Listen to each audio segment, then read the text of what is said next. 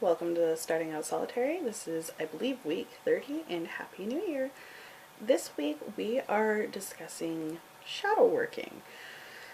I believe that we may all have a little bit of a different perspective on what shadow working is and what it entails, but for me, shadow working is when we work on an area we aren't comfortable with, that we're afraid, or maybe not afraid, but just uncomfortable digging deeper into. This could be,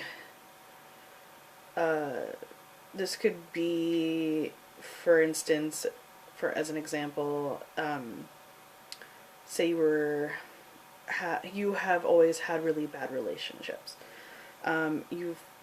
Shadow working would dig into the reasons why, and some of those reasons may come from you instead of externally, if that makes sense.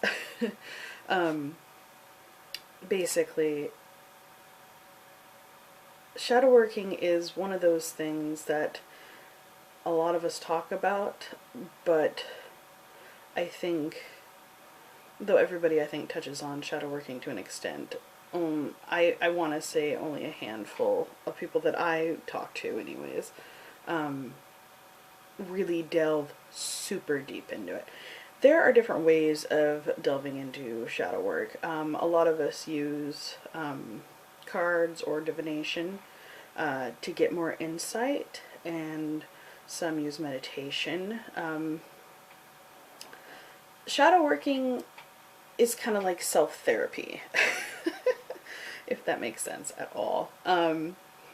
It really, once you've reached the issue and you've resolved that issue that has been eluding you or you've been afraid to work with, you'll finally just get like and you'll see people making videos about how they just reached a not an enlightened state, but a like an epiphany state. Like, oh, this is why I'm doing this. This is how I can fix it. Finally, I can move past this. Kellyanne, the Four Queens, is great talking about shadow working, and I would definitely reference if you want more detailed and less vague examples. She's a good person to watch to get more input on that. For me, shadow working is kind of just second nature to me. I've had quite a few traumatic things in my past, and I've been in therapy like half my life, so shadow working for me is not anything I'm afraid of, and I prefer to do it because it's something I'm actually comfortable doing. Like, I'm not super comfortable doing spells, but I'm comfortable doing shadow working. It takes all kinds, huh? For me, I tend to use my tarot and oracle cards. Divination is the best way for me to get that aha moment of working on a shadow aspect of myself. One of the things that I kind of had that epiphany this past year was that shadow work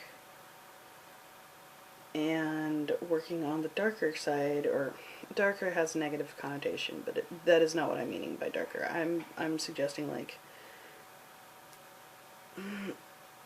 the grayer area of witchcraft, the less popular ideas, or the areas that may make more people uncomfortable.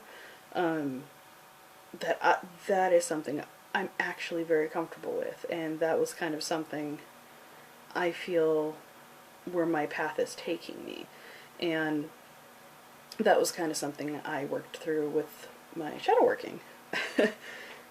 More shadows. Go figure. Anyways, I hope this wasn't too kind of this in the conversation. I'm having a hard time finding clear words to describe my thoughts today, but I needed to get this video out. So I hope that was insightful for some of you. Leave a comment below about how you do your shadow working. And I'm sure everybody this week has some interesting aspects to share on how they do their shadow working, because everybody does it differently. Talk to you guys later. Bye.